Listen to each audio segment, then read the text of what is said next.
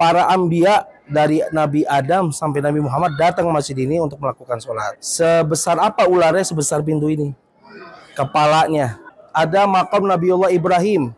Di sebelah sananya lagi ada makam Nabiullah Khidir. Makam Baitul Tosh, nanti kita akan lihat.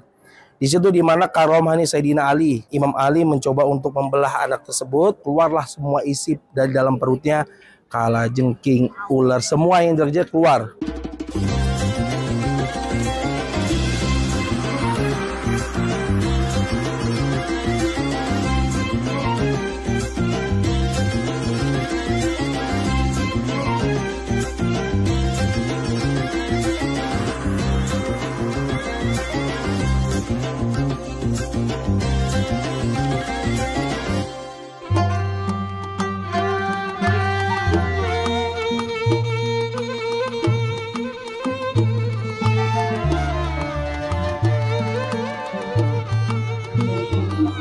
Ya mitra muslim, alhamdulillah kami sampai juga ke kota Kufah dan sampai juga ke Masjid Al-A'zam, masjid utamanya kota Kufah, di mana Sayyidina Ali, atau bisa dikatakan ini adalah masjid pemerintahan daripada Sayyidina Ali.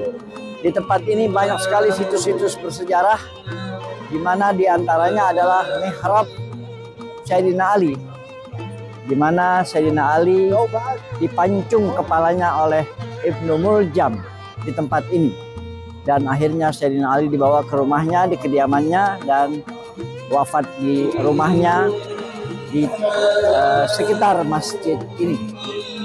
Ada juga di sini tempat makam petilasan daripada Nabi Khidir, Nabi Adam, Nabi Nuh juga terdapat di tempat ini. Berarti para anbiya pernah menjajaki ke lokasi ini, yaitu di kota Kufah. Bahkan baginda Rasulullah SAW ketika Mi'raj Isra dari Mekah ke Madinah melalui Buraq, malaikat Jibril mengatakan bahwa disinilah nanti akan terjadi kehadiran daripada Imam Mahdi menurut sebuah riwayat.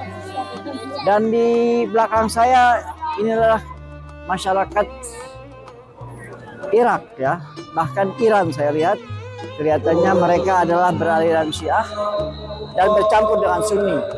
Jadi di lokasi ini toleransi beragama sangat tinggi sekali antara Muslim dan Syiah. Tidak ada perbedaan, hanya saja mungkin dalam pelaksanaan sholat ada sedikit berbeda, di mana waktu azan dan qomat ada penambahan kalimat dalam pelafazan azan dan qomat.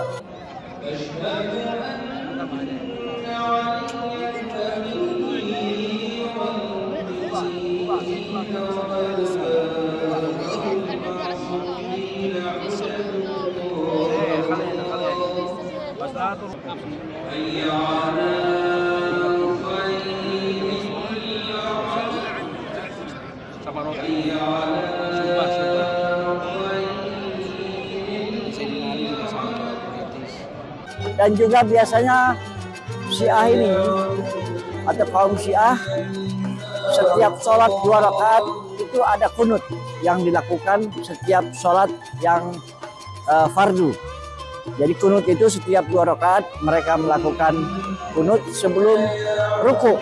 Sementara di kita biasanya kunut dilaksanakan pada saat sholat subuh saja, setelah ruku baru kunut. Itulah beberapa perbandingan perbedaan antara sholat Syiah dan Sunni. Dan tempat ini sudah tidak kelihatan lagi mana Syiah, mana yang Sunni, karena mereka sholat bersama-sama. Hanya saja ada beberapa yang melakukan sholat dengan menggunakan tanah di mana mereka pada saat sujud, mereka sujud di atas sebuah batu kecil yang dari tanah berbentuk oval atau bulat. Demikian mitra muslim, laporan saya saat ini dari Masjid Al-A'zam atau Masjid Suci. Dikatakan Masjid Suci keempat menurut mazhab mereka ada yang mengatakan perkataan dari Sayyidina Ali bahwa 4 Masjidil Haram salah satunya adalah Masjid Kufah. Sementara yang kita tahu bahwa Masjidil Haram atau Masjid Suci adalah Masjidil Aqsa, Masjidil Haram di Mekah, Masjid Nabawi di Madinah, Masjidil Aqsa di Palestina, dan ini adalah masjid keempat menurut kaum Syiah. Bahkan mereka mengatakan itu adalah ucapan dari Sayyidina Ali karramallahu wajhah. Demikian mitra muslim, sebentar lagi kami harus melaksanakan sholat maghrib dan isya sekaligus di tempat ini, karena memang orang Syiah biasanya melakukan sholat secara jamak, baik zuhur, asar maupun maghrib, isya dan subuh. Jadi kadang-kadang mereka melakukan sholat dalam satu hari adalah 3 kali, dijamak zuhur, asar, maghrib, isya dan subuh di pagi hari. Sekian Edi Hamdi dari kota Kufah, dari Masjid Kufah, Masjid Utama Kufah. Edi Hamdi melaporkan Satriani Wisata.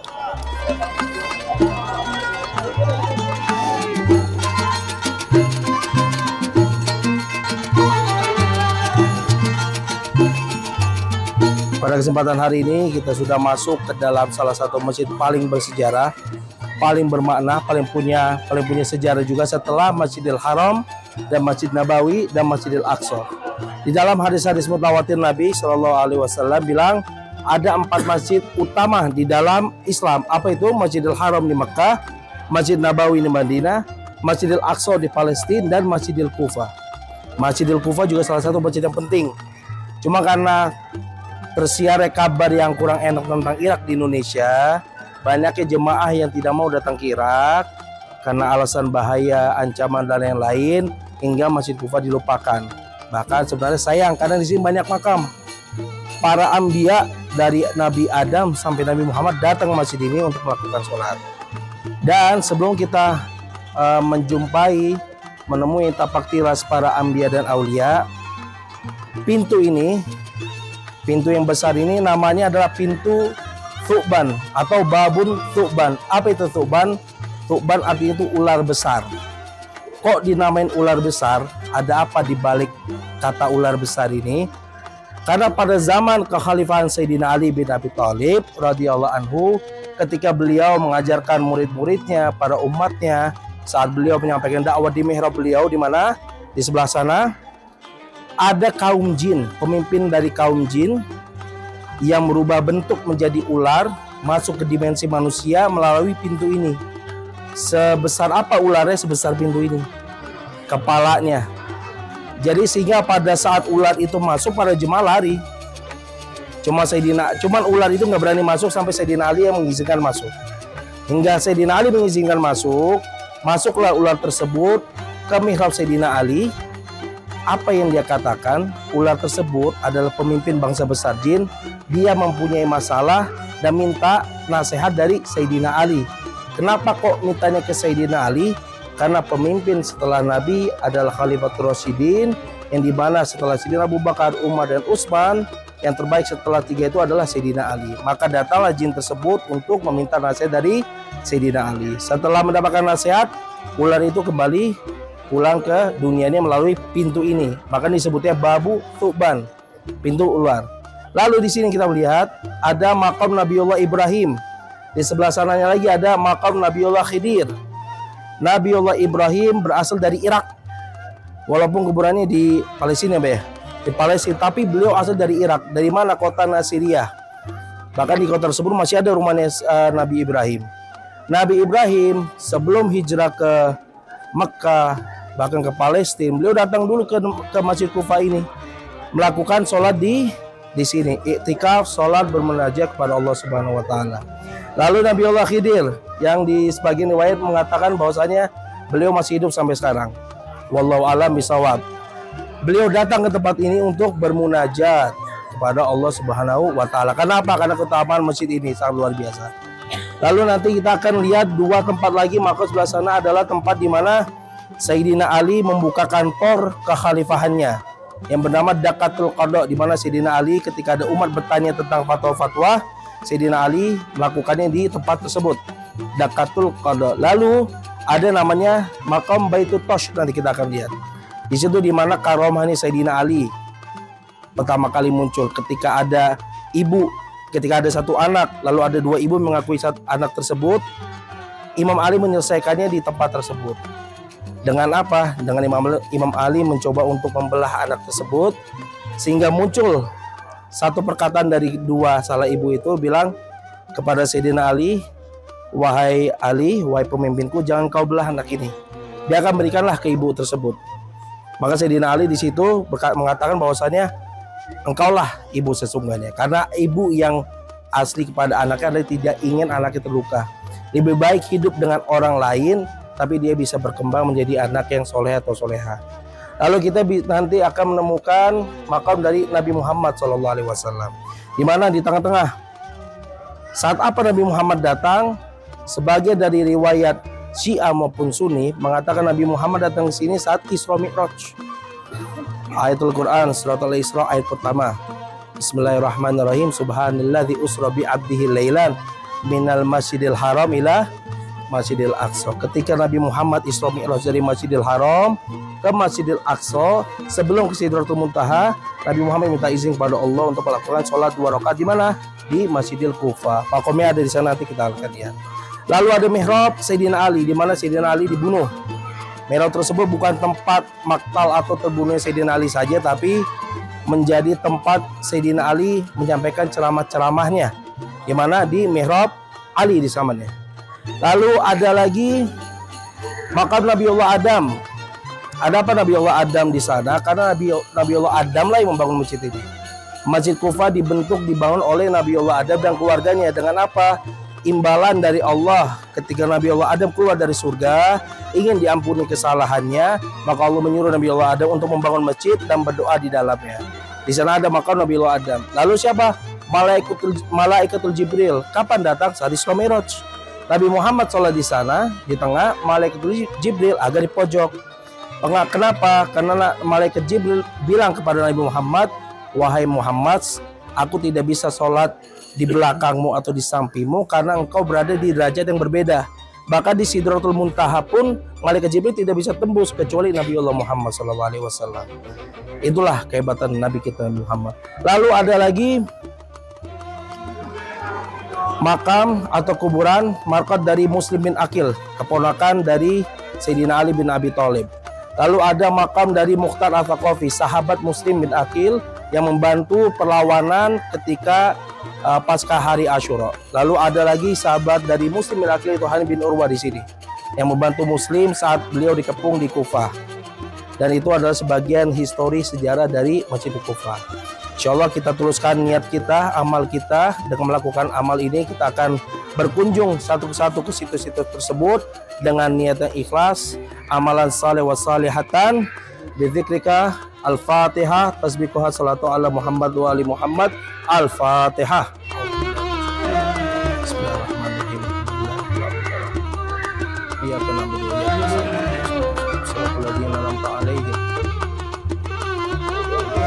Baitul Touch, tempat karomahnya Sayyidina Ali berlangsung, yang menyelesaikan permasalahan ibu dan anak. Sebenarnya banyak yang terjadi karomahnya itu, cuma salah satu contohnya itu.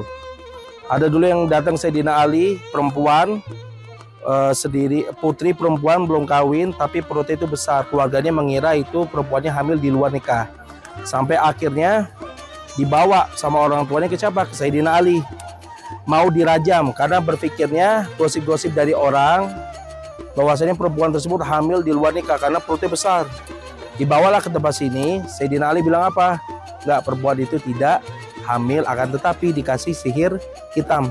Ada orang yang hasut yang tidak suka hingga dikasih sihir hitam.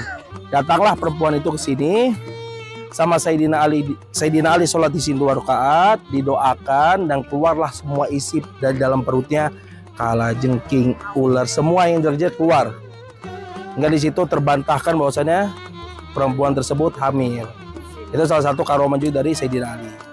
Terjadinya di sini. Baitul Tosh. Bait itu rumah, Tosh itu kayak tenda. Jadi Sayyidina Ali kalau ada apa-apa itu kayak buat tenda, ayo kita sini selesaikan semua. Ya, kayak mau apa? Ayo kita buat sini kita ini. Itu. Ini Baitul Tos. Ayo kita ke depan lagi.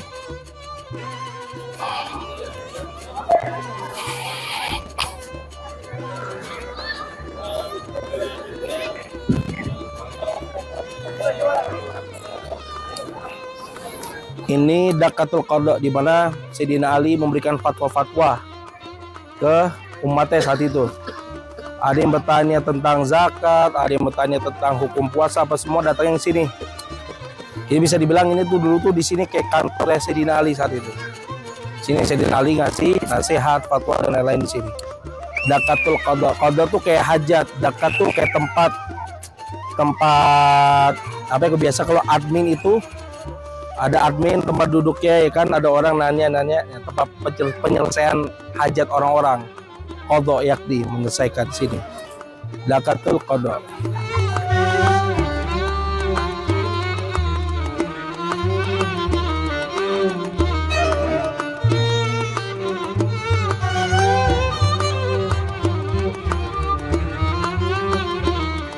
Kelihatannya kayak tempat minum biasa atau tempat wudhu biasa, tapi di balik ini ada sejarahnya apa? Tanur. Jadi banjir bandangnya Nabi Nuh itu, banjir besar zaman Nabi Nuh itu, selain keluar karena air hujan dan lain-lain, keluar air dari dalam bumi. Keluar dari mana? Keluarnya di sini. Lalu di mana perahunya? Di sini juga. Sebesar apa ya ini? Yang kita lihat semua ini, luasnya masjid ini itu luas kapalnya Nabi Nuh saat itu.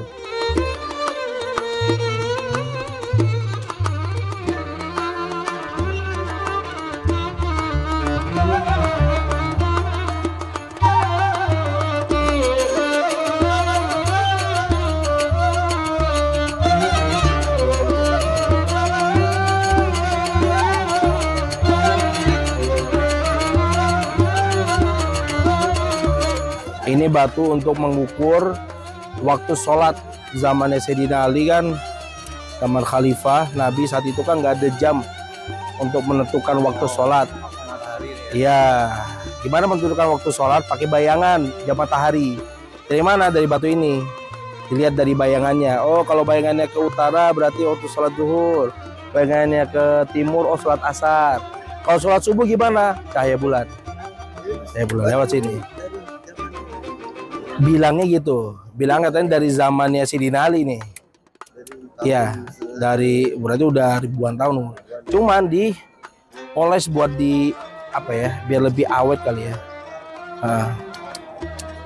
Ini batunya dari dulu berarti? Iya, berdiri dari zaman dulu. Kan dipagar gini untuk menjaga nggak ada nyender apa. Di baliknya apa? Makamnya Nabi Muhammad. Yang tadi Isra Mi'raj itu Nabi Muhammad sholat di sini sebelum ke Sidratul Muntaha di sini. Ini tadi batu apa Bu? Ini batu jam matahari. Jam matahari. Iya, untuk mengukur waktu sholat itu dari bayangan dulu. Oh. Karena kan nggak ada jam kan. Oh, jadi kalau bayangannya ke sana, oh sholat duhur, ke sini sholat asar gitu.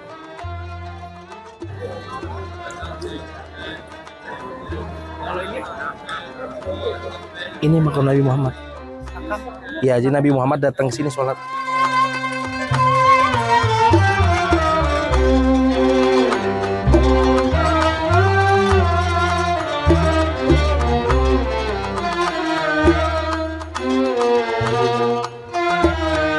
Di dalam situ ada mihrab Sayyidina Ali, ada makamnya Nabi Nuh.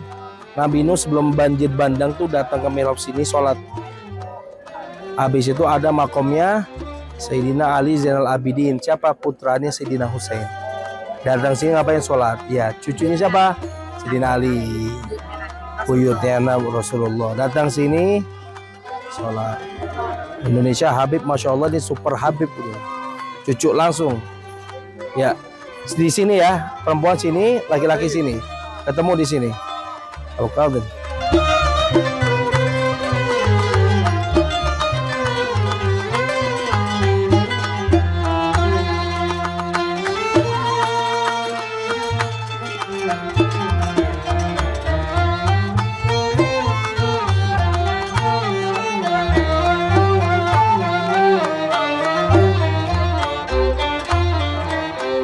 Ini Mitra Muslim, saat ini saya berada masih di dalam Masjid Agung Kufah, dan di dalam Masjid Agung Kufah terdapat beberapa makom, salah satunya adalah Muslim Ibnu Aqil Ibnu Abi Thalib, masih sepupu dengan Sayyidina Husain. Inilah makamnya. Dan siapa Muslim bin Aqil? Dia adalah utusan daripada Husain, di mana ketika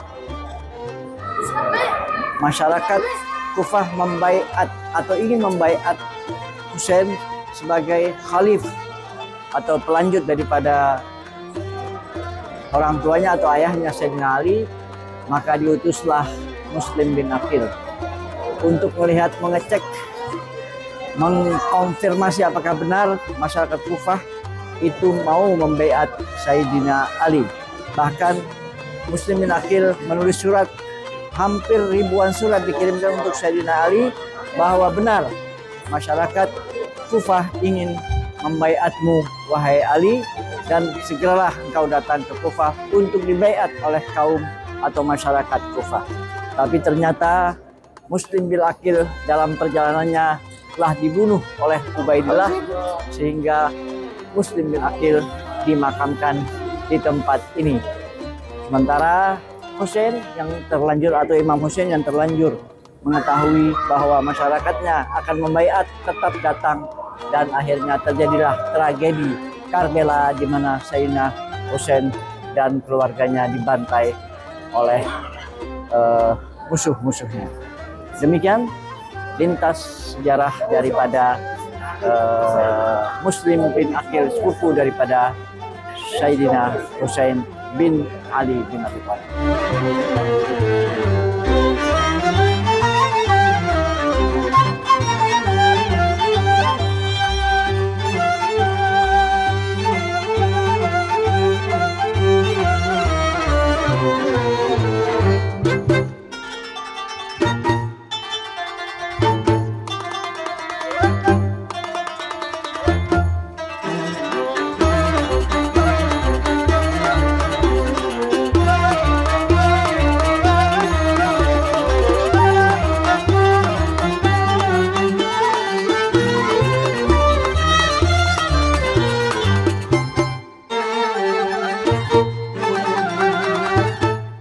Demikianlah Mitra Muslim sepenggal cerita kisah di balik peristiwa terbunuhnya Sayyidina Ali karramallahu wajhah di kota Kufah, Irak. Mudah-mudahan ini dapat memberikan pencerahan bagi kita sekalian, dan kita dapat melaksanakan ziarah ke makam Sayyidina Ali atau peninggalan daripada Sayyidina Ali di kota Kufah, Najaf, Karbala, dan Baghdad. Satriani melaporkan, Edi Hamdi. Wassalam.